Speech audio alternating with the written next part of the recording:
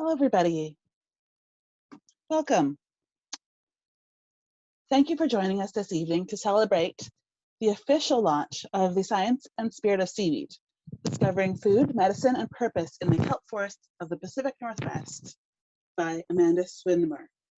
My name is Anna Comfort O'Keefe, and I have the pleasure of representing Harbour for this event. Tonight, I'm zooming in from the Sunshine Coast of BC. And to begin this event, I would like to extend gratitude to be able to live and work in Capelin, in the unceded territory of the Seashell people.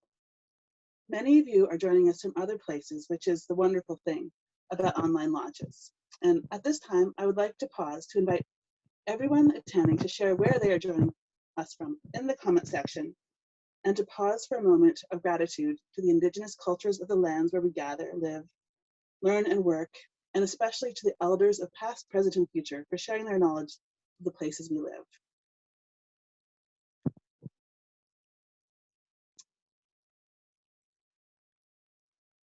We'll start the evening shortly, but here's the fine print. Audience microphones will be turned off during the duration of the event. This event is live and being recorded, so if you would prefer not to have your face shown for this recording, please refrain from turning on your camera during the event. Although I have to say, with these Zoom events, it's really nice to see faces out there and reactions. So if you possibly can, we'd love to see your faces. Tonight, we're happy to welcome Brooke Fader as this evening's guest moderator.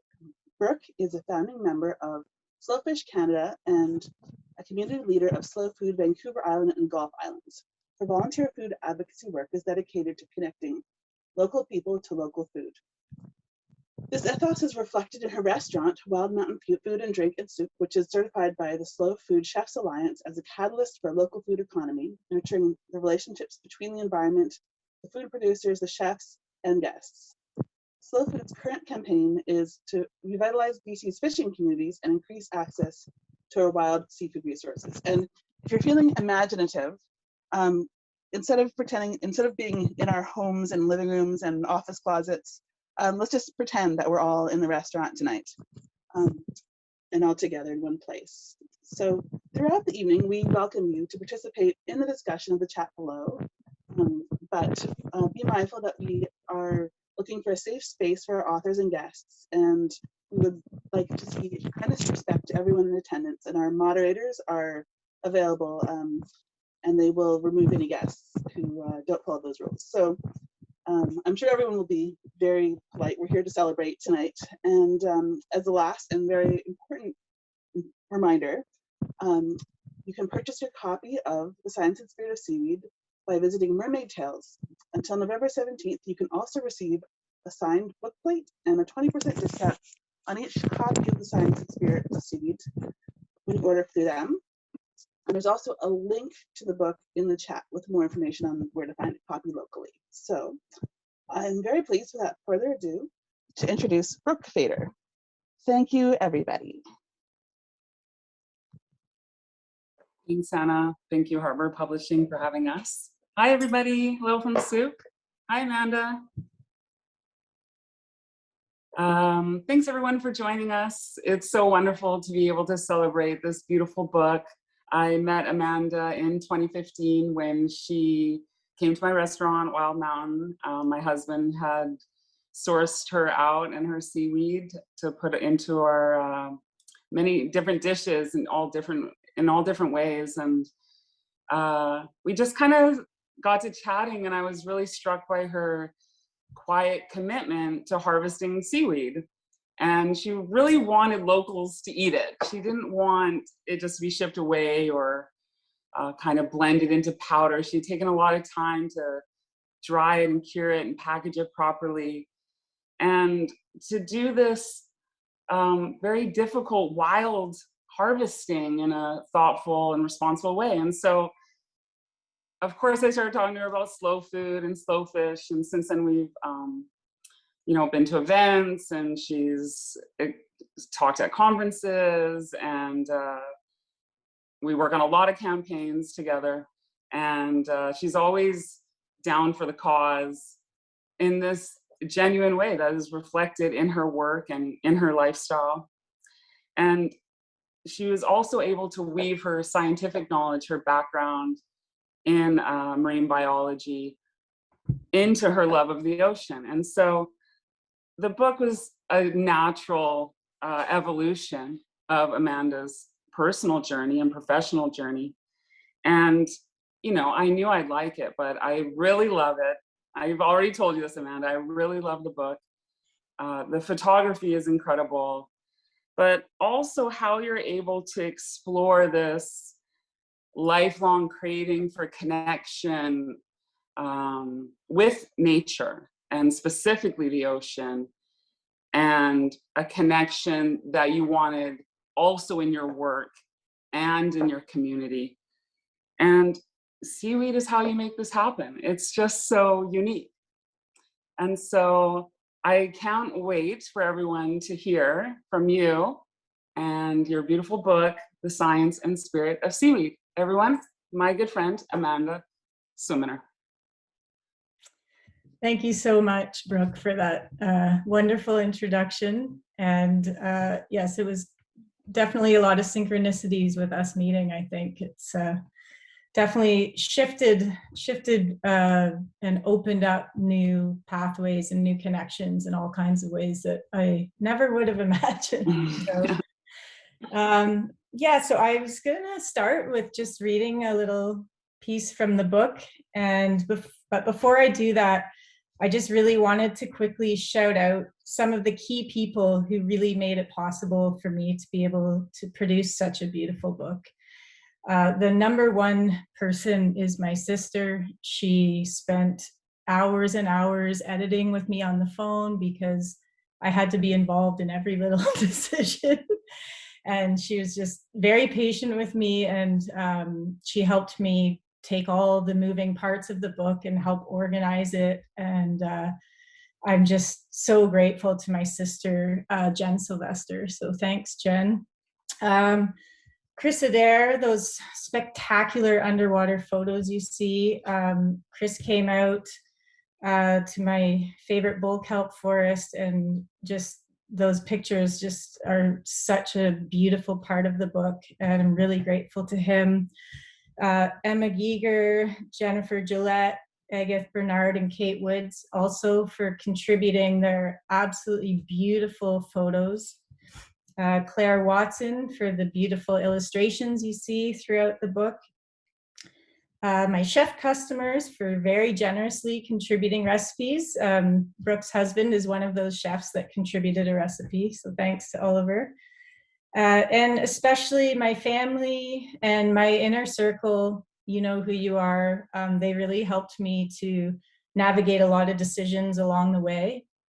And finally, Harbour Publishing for acknowledging the importance of Seaweed, the importance of this book, and making sure it traveled from hundreds of loose pieces of paper all over my house to my computer into this beautiful book that I really hope you guys will all get a chance to read.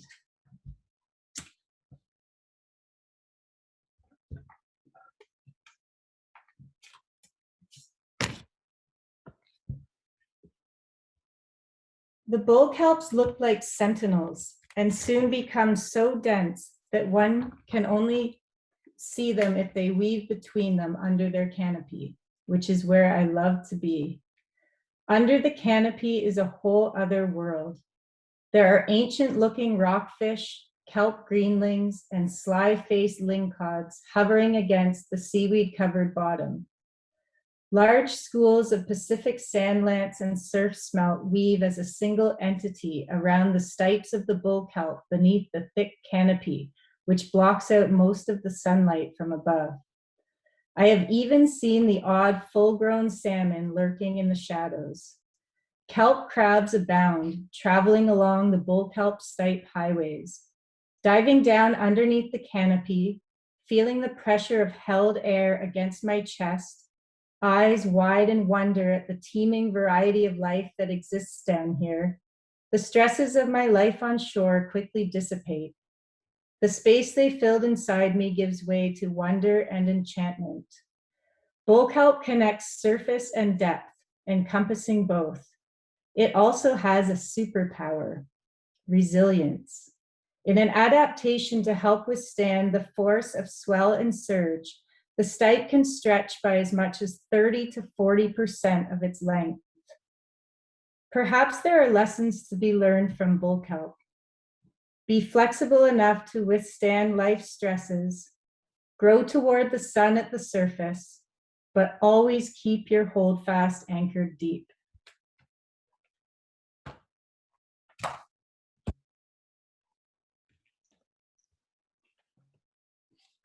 Thanks, Amanda.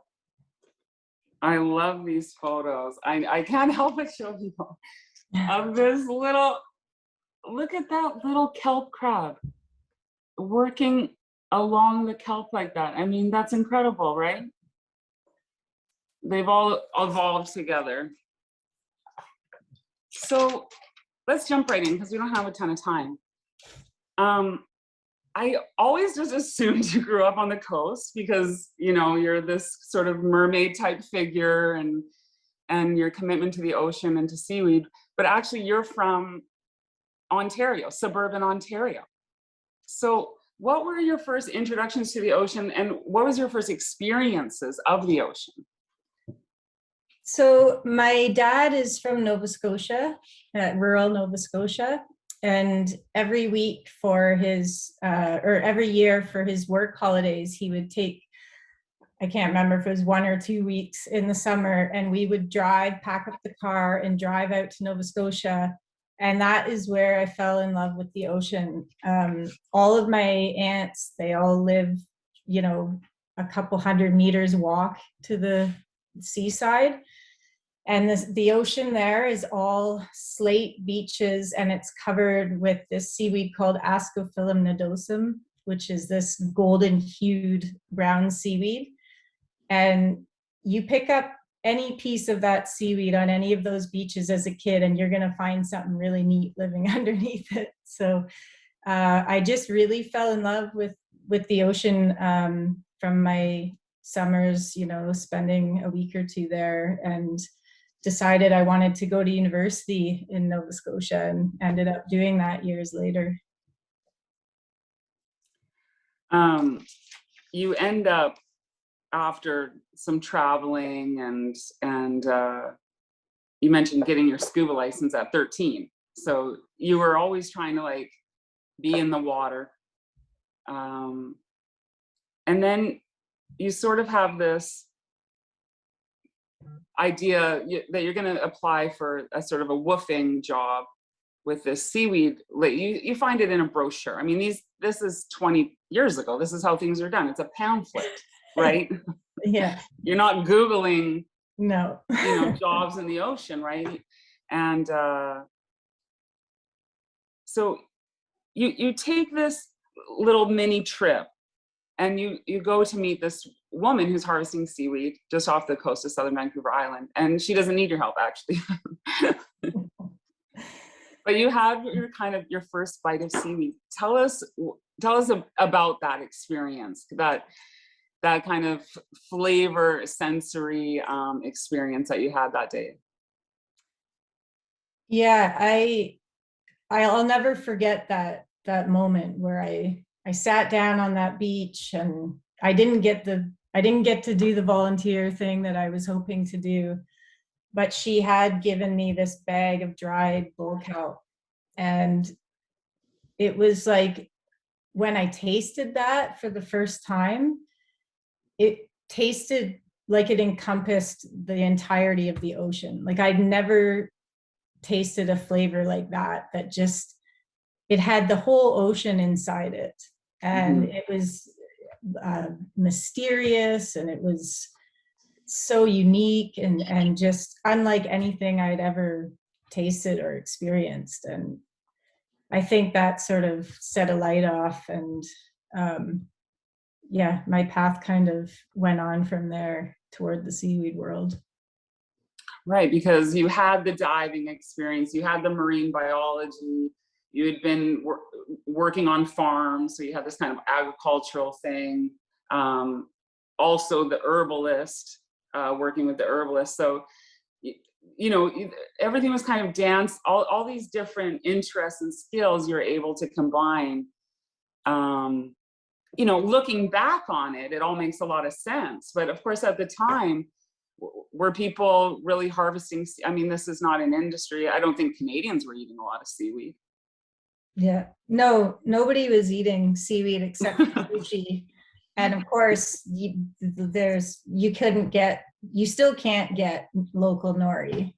It grows wild, but it's the farmed nori that sort of makes it economically viable. And so none of that was coming from here. So it was a real tough sort of road to try and carve out a market for local, high quality, you know, wild, sustainable, harvested seaweed.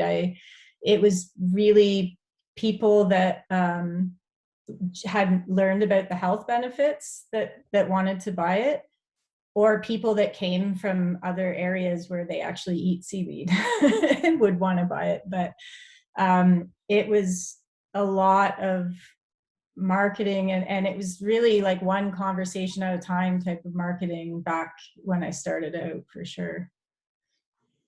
Yeah, you talked about making miso soup and putting your seaweed in it and serving it at health food stores, for instance. Yeah, I'd be at the lifestyles or the, you know, giving out samples and trying to peddle my goods and get people to buy the seaweeds. And I didn't even know there's like all these nuances of flavor that if you've just had like the black nori, you know, that's in your average sushi roll, you wouldn't understand, you wouldn't know that those nuances in flavor exist, and they're actually a lot of mild flavors. Yeah, and I worked farmers markets for my first 6 years, and I could tell that a lot of people were interested in it, but they looked at it like it was an alien ingredient. Like they had no idea how to take it home, this whole seaweed, and actually make it into a meal. So that was a lot of the marketing, was trying to, like, you know, show people or explain to people that, you know, you can use it in these different ways. And that was hard for me because, you know, I'm more of a harvester. I love cooking, but I'm not a chef. And so the chefs kind of definitely took the reins with that once they got interested, and that made my job a lot easier. Right, exactly. Yeah, exactly. Because that's the other side of it. You know, you have this passion, but then you turn your passion into a business. The business maybe isn't where you're comfortable. Where you're comfortable is in the ocean. Yeah. I loved how you wrote about the reciprocity between you and the ocean. That even though you are harvesting, there's this give and take, and that you need to listen to what the ocean is telling you, of course, the tides. Speak to that dynamic relationship and how that sustains you in your work, which is difficult, which is challenging. Yeah, I've never been willing to sacrifice any aspect of the reciprocity, because as long as I can remember, I don't know if it was from birth, but the ocean has just given me so much joy, so much feeling of connection, so much sense of wonder. And I just had to be in relationship with it, and have to be in relationship with it in a way that is in harmony. And I think that's there was a few things. I needed that relationship to be in harmony, and then I also didn't go sort of into just the pure science realm, because I wanted to be able to be subjective about my relationship to the ocean. And you know, that doesn't really fly when you're doing science so much. So I kind of went the route I did, where I'm in the ocean every day, and I've, with this book and in my journey with Seaweed, I've kind of seen my role more as really studying what the scientists have learned and then trying to put that in a way where I can convey it to people that maybe aren't in the scientific community, so we can understand the importance of some of the discoveries that we're finding. But yeah, the reciprocity, I think if something gives you joy, then it just feels natural really to want to give back. Beautiful. I think, you know, we're all craving these connections, right? Especially in the last few years where we've been pushed more online and into our homes and things like that. And it's really wonderful to have this book in hand, because really anyone could go to the beach and even just explore what seaweeds are there. And of course, you know all about these kind of tertiary benefits to harvesting and living a life in tune with the seasons and with nature. How has that kind of like guided other aspects of your life, with your family or within your community? Well, it's, you know, it's been, as someone who grew up away from the ocean most of the time and loving the ocean, it felt really special for me to be able to watch my kids grow up on the beach. It's just that you take a young child to the beach and just watch their eyes blow up and they're finding all these new things. And, you know, my daughters found creatures I had to look up. I'd never seen them before. So it was really, really, really important for me to be able to raise my girls on the beach like that. But the connections that I've made because of my relationship with the seaweed have just been astounding. Like there's been so many people, like people in the chef community and people, you know, in the wild harvesting community, people in the environmental community, people, you know, just such a range of people, and especially teaching or places I've been invited to speak. It's just such a diverse range of people that I've met because of the seaweed. So I'm also really appreciative of those relationships as well. Yeah, it's an interesting conversation starter. Yeah. Yeah. Of course, all jobs have their challenges, and a lot of the photography is underwater, and it's got that, you know, incredible light that you write about, that kind of envelops you. And it seems pretty magical, but a large portion of what you do is challenging. I mean, yes, you're running a small business like we talked about. You sometimes have an apprentice during certain harvest seasons, but for the most part, you're working alone. And a lot of the work you do is out of the ocean in terms of the processing of the seaweed. Can you tell us more about kind of some of the less romantic aspects of being a seaweed harvester? The hardest aspect for me was, like I said, the marketing. You know, I choose to harvest seaweed and dive in the kelp forests and stuff, partially because I just like that solitude. So to really have to keep putting yourself out there and out there and out there. I remember working farmers markets in the early days and being so envious of the artists that were selling like their jewelry or their paintings or whatever, because people just walk up, they decide if they like it or not, and then that's sort of how that goes. And where with my booth, it was, you know, you had to explain all the nuances of seaweed and people were really interested, but it wasn't self-explanatory. People have never seen something like that. Somebody at the market with these bags of cut up things from the ocean. So yeah, the marketing part was I'd say, you know, just scary going out there and putting yourself out there and you know, having to be really social that way and things like that. But the least romantic is, you know, packaging and checking tons and tons of emails all the time. Probably. It's a balance. Yeah, it is. Yeah. We know that there's, you know, global climate change issues regarding seaweed. What are your concerns, though, for seaweed locally? What do you see happening on in around the waters of Vancouver Island regarding seaweed that concerns you? Well, I do talk about this a bit in my book.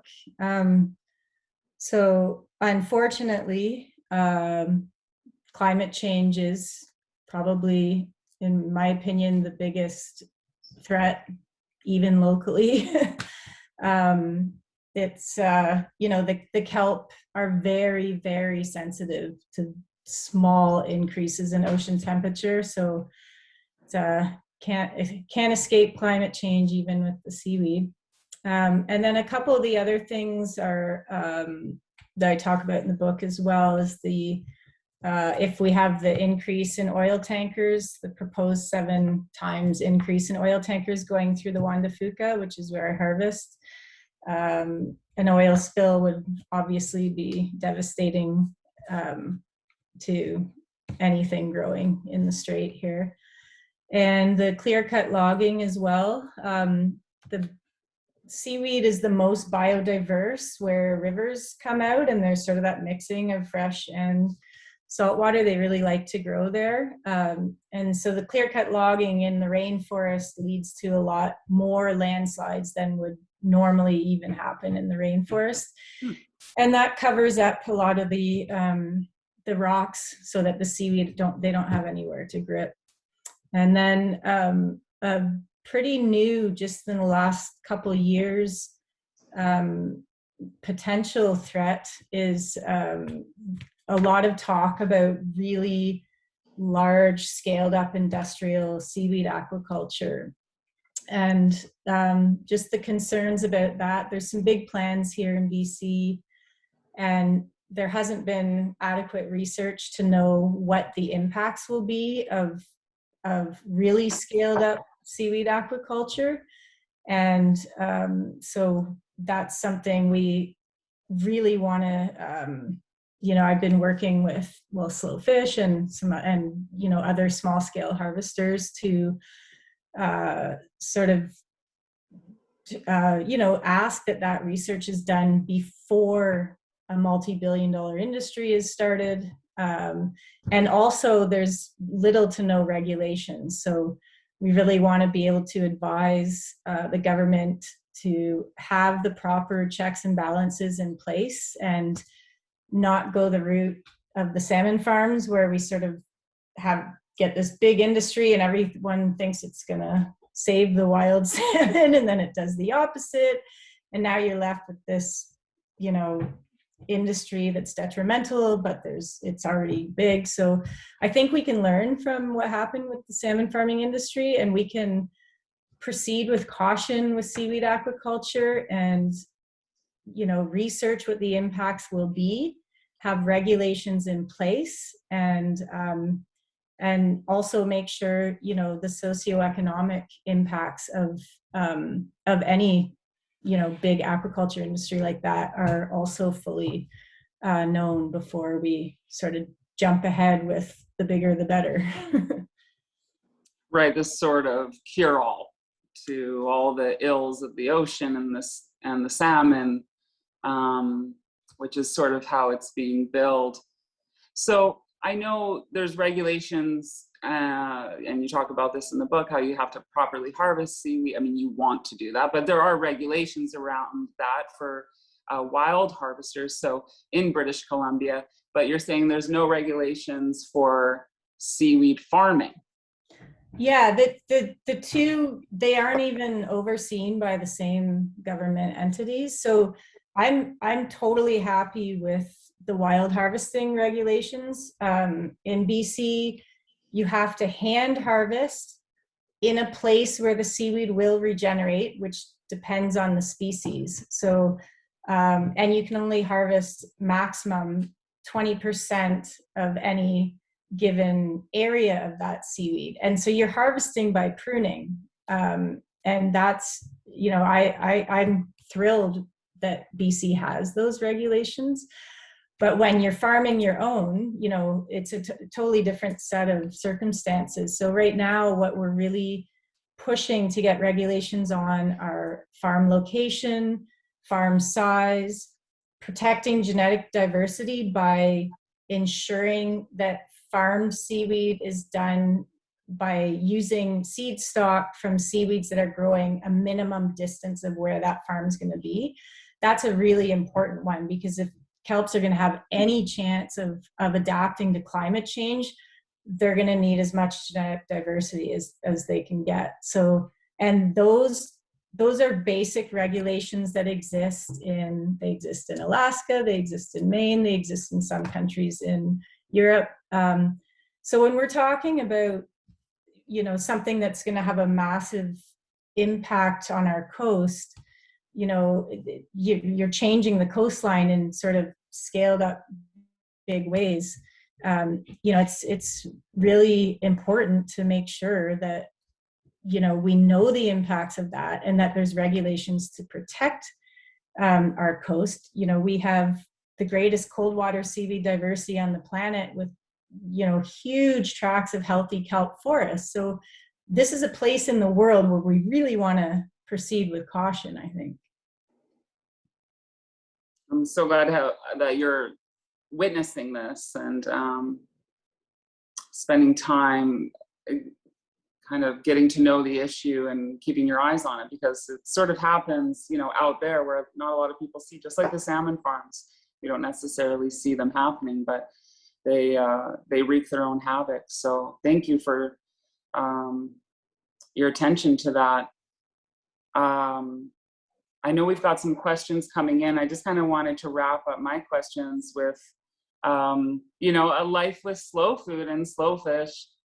I encourage you to go to Terra Madre in 2016, and that's where you were introduced to the international network, but also to some people in Canada.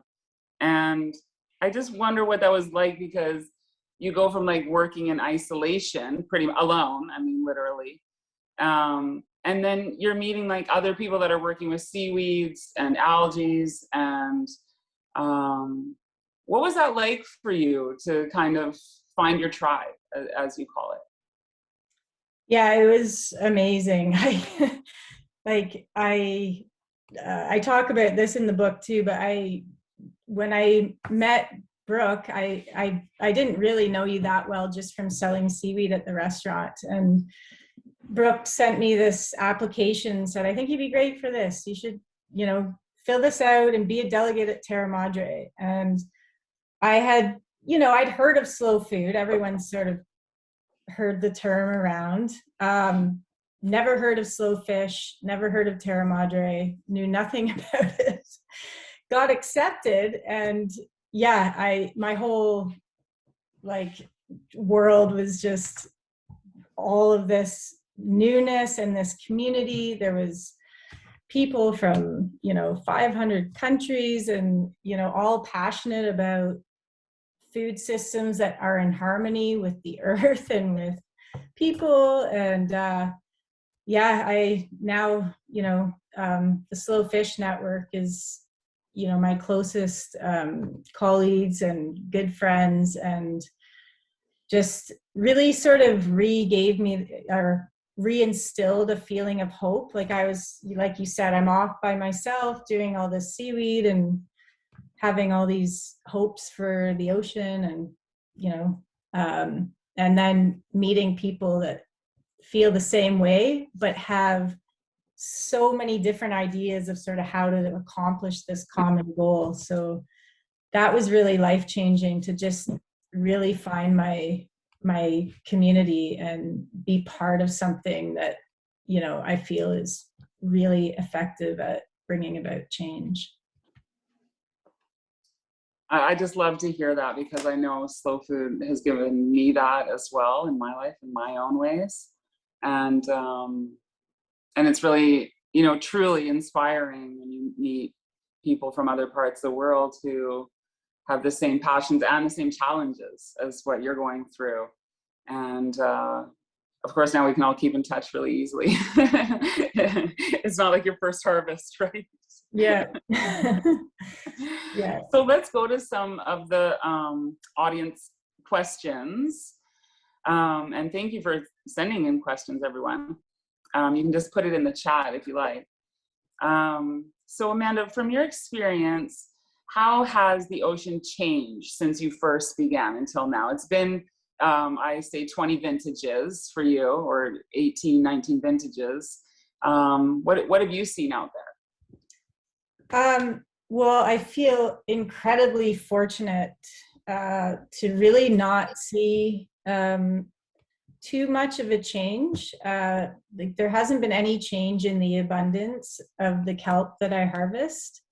And with the Ilaria, I harvest from a very small area, like a few hundred meters squared area. And I've been pruning there for 20 years.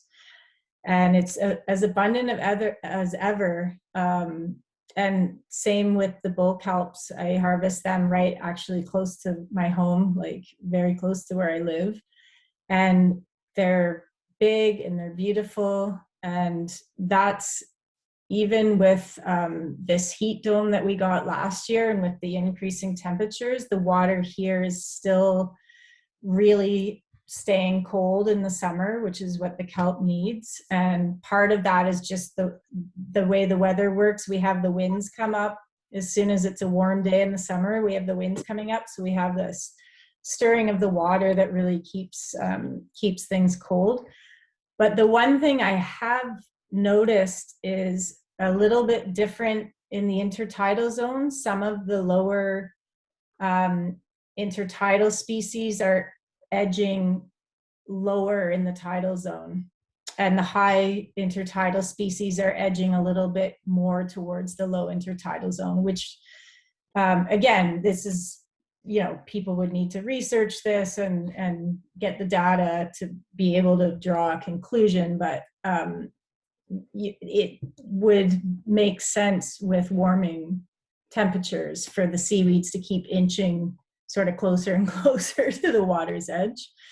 But it'd be interesting, you know, to get some real data on that. Because I've seen, for example, the Pacific dulse is now growing really thickly where the Ilaria used to grow, and the Ilaria's moved just a little bit deeper. So that's the real major change that I've sort of noticed. It's great to hear that there's some good news in there. It's good news here. Yeah. That's, if you asked somebody yeah. over on the east side of Vancouver Island, I bet they would have a completely different picture to paint for you, because it's really heating up over there. So in the Georgia Strait. Yeah. Interesting. Another question. What are the primary differences between seaweed on the west coast of Canada and elsewhere? Well, the west coast of Canada has the greatest diversity of kelp anywhere in the world. So we have 30 species of kelp across, I believe, 16 genera. And again, that's because our waters don't get warm in the summer. They stay, you know, especially on the west open coast of Vancouver Island, not in the sheltered areas, but the open west coast of the island, it doesn't really change from summer to winter. And so the kelp really need that cold water. So I would say that's sort of the major difference. But anywhere you go in the world, once you change region to region, you're going to find different species growing. But you'll often recognize, oh, it kind of looks like this one from this other region. And, you know, a lot of them are in the same family, but they just have, every region will have sort of their local species growing. But we have lots of kelp here. They do it in the other side of the pond as well, and off Japan and Korea. So it answers a question someone else asked, maybe, that was, what made you choose to work in such cold water? Which I know I look out there, but you surf too, so I don't surf. Yeah, that's because this is where the seaweed is. You know, I've had, like, I feel like a proud mom when I have seaweed experts that come, you know, to visit, or that come here, and you literally have to pick their jaw up off the ground when they see the diversity of seaweeds growing in a single area. It's just incredible, and the huge, thick, you know, forests of kelp. So, you know, the kelp like the cold water, and it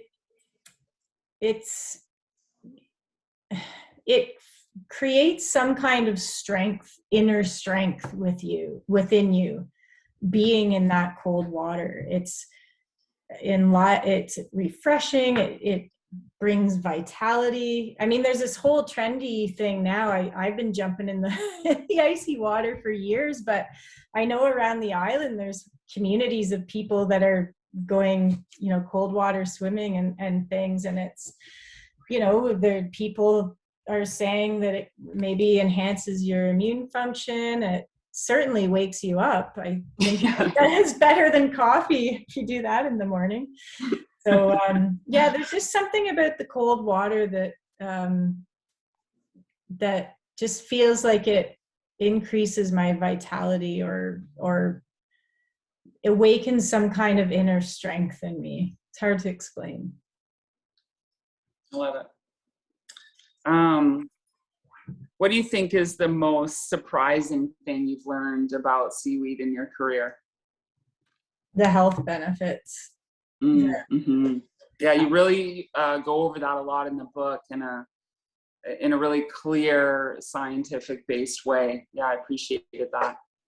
Yeah, I had no idea. Like, I really got into seaweed harvesting because I just did it one day, and that was 20 years ago. So I learned a lot of the stuff about seaweeds along the way. I did, you know, I think I did know it was very nutritious, like packed with vitamins and minerals, you know, pretty soon, but more and more, I'm like, I can learn new things every day about the health benefits. And there's so many studies being done on it now. And these, you know, seaweeds grow in some of the most extreme environments in the world. And they not only survive that, but they thrive. You go down to a rocky shore and there's all these seaweeds growing, and they're exposed to wildly different temperatures within a day, and salinity, and sometimes they're in the air, sometimes they're in the water. They're exposed to all these different airborne bacteria, marine bacteria. And so they've developed just an absolute medley of novel therapeutic substances in order to protect themselves that aren't found anywhere else in nature. And that's been sort of the biggest surprise and the most incredible part, I think, of that I've discovered about the seaweeds. The gift that keeps on giving. Really. Oh, that's why I'm still here. If I wasn't still curious, I would have moved on to something else by now. Right. My curiosity, I just keep following it further and further, and there's always something new for seaweed to teach me. I love that.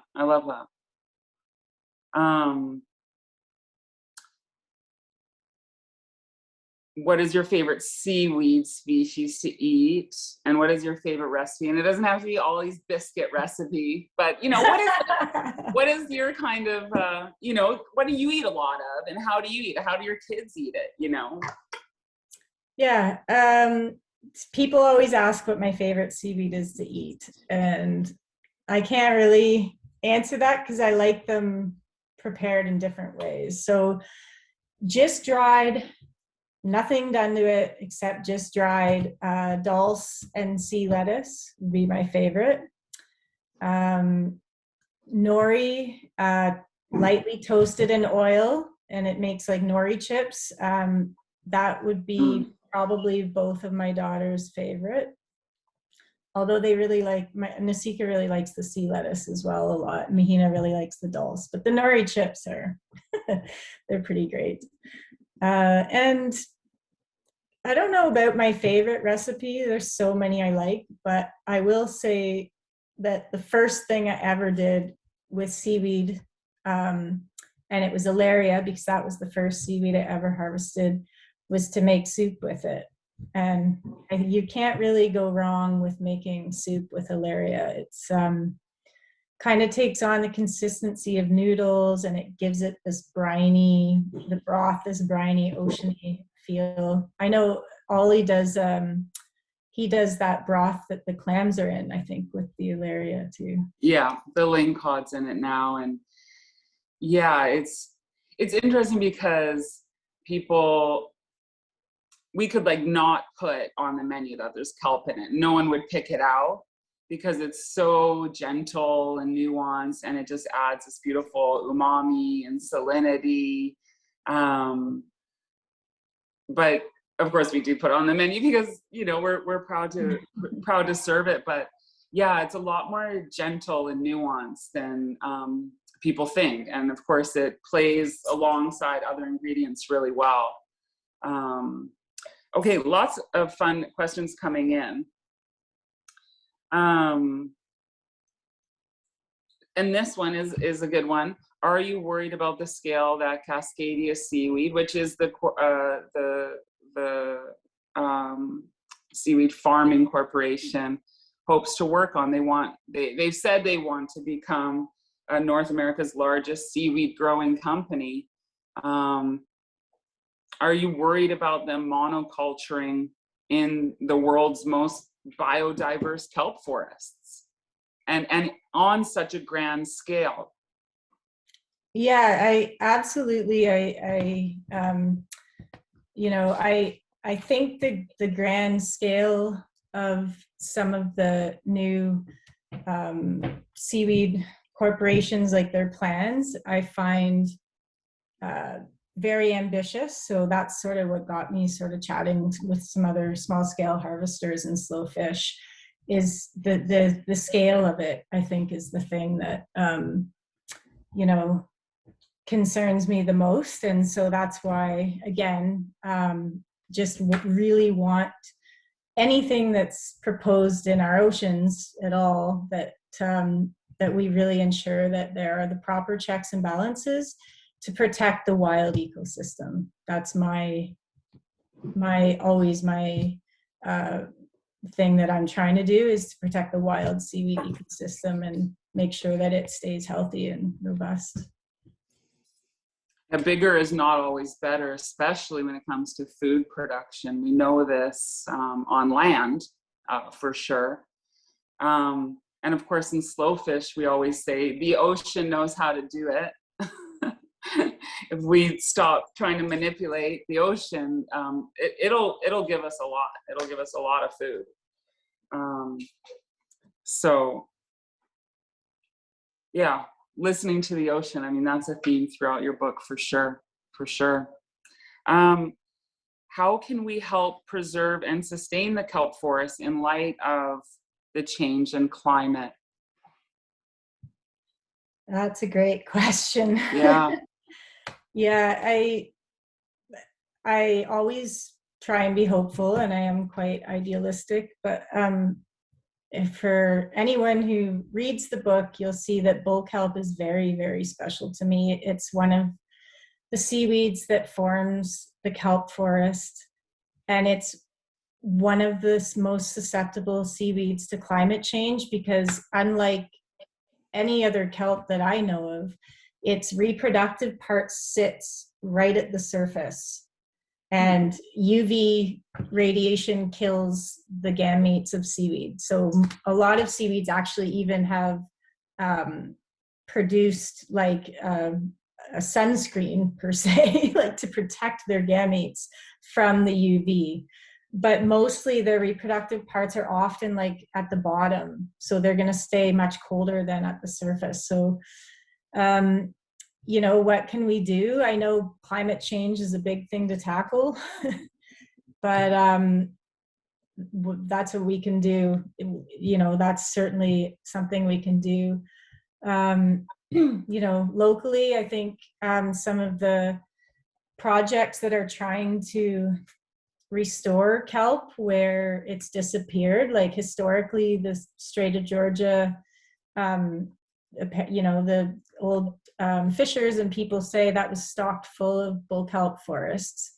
But again, you know, we want to try these regeneration efforts, but if the temperature's still too hot for bull kelp to properly reproduce or to reproduce at all, you know, then it's hard to see how that's going to be successful. Or maybe more climate resistant native species that grow there, you know, might have a chance to come back. But I think we really, and you know, the summit in Glasgow, you know, we really need to tackle climate change for the seaweed as well as everything else on Earth. It's interesting how seaweed's almost a barometer for what's happening on land and in the ocean, because you were talking about it existing, you know, where the two kind of come together. And so if there's a clear cut upstream, that is going to affect the seaweed. If there's an oil spill at sea, that is going to affect the seaweed. Yeah, can you speak to that a little bit more, like seaweed as sort of a symptom of? Yeah, you know, seaweeds in places that have been sort of ravaged by pollution and things like that, or agricultural runoff, you can see those things because you'll have opportunistic species like sea lettuce out competing all the other seaweeds. So you can actually see what's going on, and sea lettuce is actually really effective at remediating places that have agricultural runoff or have like pollution from industrial pollutants and things like that. I actually met a couple down at the California Seaweed Festival, and they're piloting a project in San Diego Bay to get rid of some of the POPs that are contaminating the bay with using sea lettuce to absorb those toxins. And otherwise they dredge the whole area, which causes really significant harm to the entire ecosystem. So if you can do some of these remediation, you know, with the seaweeds, it's a really sort of exciting field. You can get, they estimate that it'll take about 10 years to get the environment back to sort of the state it was in before, which can sound like a long time, but doing it sort of, again, in harmony with the ecosystem rather than sort of dredging all the toxins out and then sticking it, you know, on the land somewhere. So yeah, seaweeds can really be an indicator of how things are going, and also just that, you know, the health of particularly microalgae. So seaweeds are called macroalgae, but there's also the microalgae, which are single-celled algae. They're absolutely critical to climate. They produce most of our oxygen. They absorb a third of our carbon dioxide. They're really important for cloud formation. They release, when microalgae die, they release dimethyl sulfide, which reacts with oxygen in the air to form aerosol sulfites, which are form the nuclei of clouds. And that's like all of these sort of processes, and probably ones we don't know yet, the algae are critical in. And you know, if we do continue to do things that are going to affect the algae and the seaweed, then we're also negatively impacting climate as well. Mm-hmm. Mm-hmm. Have you connected or through Seaweed with any of the local First Nations on the west coast of Vancouver Island? Yeah, on the west coast of Vancouver Island, and more so with some nations from the Fraser Valley. They've come out here a couple times from several interior nations to learn about the seaweed, because they'd heard about the incredible health benefits, and some of them did grow up on the island, but then moved to nations up in the Fraser Valley and further in the interior. So yeah, they came out and absolutely thrilled. And some of them too have been showing me the second year when they came back, some of the amazing medicines they're already being able to make with the seaweeds. So unfortunately, they didn't come back this year because of COVID. But hopefully this coming summer, we'll be able to get together again. Can you share a specific aha moment or realization or learned wisdom from a particular seaweed while you were out there in the water? Oh, that's a nice question. Mm-hmm. Trying to think.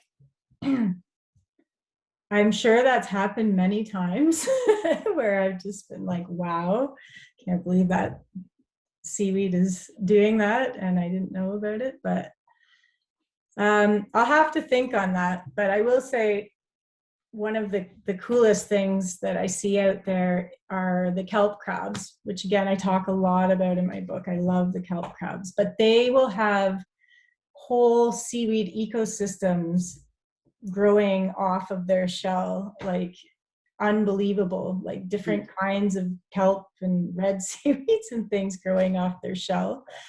So I guess in that case, the seaweed is mobile. We think of seaweeds as sedentary, but not if they're anchored onto the back of a kelp crab. I love that. It's like a bee spreading pollen. Yeah, yeah. Mm-hmm. Mm-hmm. Yeah, they look like acrobats, don't they? Just working on these big stilts, like in a circus or something. Yeah.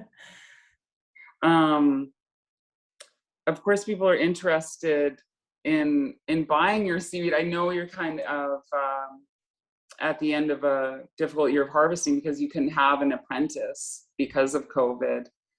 Do you want to tell people what you have for sale, or when you might have something for sale, and do you make different products with your seaweed, or do you sell mainly just like dried seaweed, or do you put them in capsules or ice cubes or whatever that people also do? Yeah, no, I just sell the whole dried seaweed, and then I'll grind seaweed into flakes as well, seaweed flakes, but not a powder, they're still flakes. So I've downscaled my harvest over the last 2 years. So I'm no longer selling retail in stores. So my seaweed is exclusively available through my website at this point. And then I'm still supplying to chefs as well. So if you go to places like the Wild Mountain and order something, you'll be able to eat it there as well. I'm actually craving it right now. I need to get that seaweed spread, the bread and spread. Delicious. Thank you so much, Amanda. It's 8 o'clock, so I know Anna wants to say her closing remarks on behalf of Harbour Publishing. But, and I've thanked you before for your work with Slowfish, and for being a witness in the water for what's happening, for providing an incredible nutrient and flavor-rich ingredient, which just really adds to the culinary landscape of what I believe is a vibrant West Coast Canadian cuisine. You're truly a seaweed ambassador, and I think it's fascinating, and it just resonates on so many levels. And so thank you so much for your work.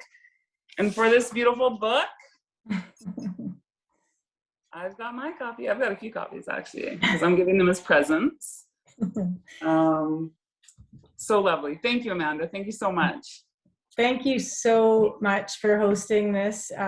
It's a very special night for me. I've really poured all my love and my heart, my soul into this book, and it's so meaningful, Brooke, to have you host this event and for pushing me unknowingly into the world of slow fish. So thank you for that.